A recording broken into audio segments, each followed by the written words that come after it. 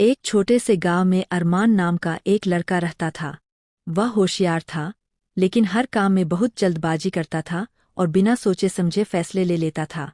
उसकी दादी अक्सर उसे समझाती थीं, जल्दबाजी इंसान को सही रास्ते से भटका देती है। लेकिन अरमान उनकी बातों पर ज्यादा ध्यान नहीं देता था। एक दिन गांव में एक घोषणा हुई कि पास के जंगल में कहीं सुनहरी घंटी छुपाई गई है। जो भी उसे ढूंढ लेगा, उसे इनाम में एक सुंदर बाग दिया जाएगा। यह सुनते ही अरमान उत्साह में भरकर जंगल की ओर भाग पड़ा। रास्ते में उसके दोस्त ने कहा, चलो साथ चलते हैं, धीरे धीरे और सोच समझकर ढूंढेंगे। लेकिन अरमान ने जवाब दिया, मेरे पास समय नहीं, मैं सबसे पहले घंटी ढूंढ लूंगा। वह रास्ता देखे बिना तेजी से आगे बढ़ता गया। कुछ देर बाद वह जंगल के गहरे हिस्से में पहुंच गया, जहां अंधेरा और सन्नाटा था। अब उसे न रास्ता पता था और न यह कि घंटी किस दिशा में है। थककर वह एक पेड़ के नीचे बैठ गया। उसे दादी की बात याद आई। उसने सोचा कि अगर वह समझदारी से चल रहा होता तो शायद अब तक घंटी मिल चुकी होती।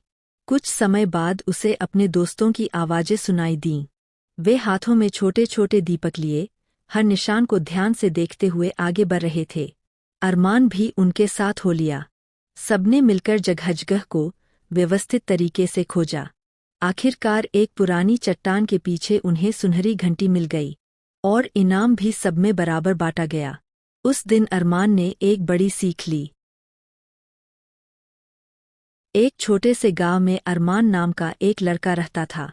वह होशियार था, लेकिन हर काम में बहुत जल्दबाजी करता था और बिना सोचे समझे फैसले ले लेता था। उसकी दादी अक्सर उसे समझाती थीं, जल्दबाजी इंसान को सही रास्ते से भटका देती है। लेकिन अरमान उनकी बातों पर ज्यादा ध्यान नहीं देता था। एक दिन गांव में एक घोषणा हुई कि पास के जंगल में कहीं सुनहरी घंटी छुपाई गई है। जो भी उसे ढूंढ लेगा, उसे इनाम में एक सुंदर बाग दिया जाएगा। यह सुनते ही अरमान उत्साह में भरकर जंगल की ओर भाग पड़ा। रास्ते में उसके दोस्त ने कहा, चलो साथ चलते हैं, धीरे धीरे और सोच समझकर ढूंढेंगे। लेकिन अरमान ने जवाब दिया, मेरे पास समय नहीं, मैं सबसे पहले घंटी ढूंढ लूंगा। वह रास्ता देखे बिना तेजी से आगे बढ़ता गया। कुछ देर बाद वह जंगल के गहरे हिस्से में पहुंच गया, जहां अंधेरा और सन्नाटा था। अब उसे न रास्ता पता था और न यह कि घंटी किस दिशा में है। थककर वह एक पेड़ के नीचे बैठ गया। उसे दादी की बात याद आई। उसने सोचा कि अगर वह समझदारी से चल रहा होता तो शायद अब तक घंटी मिल चुकी होती। कुछ समय बाद उसे अपने दोस्तों की आवाज़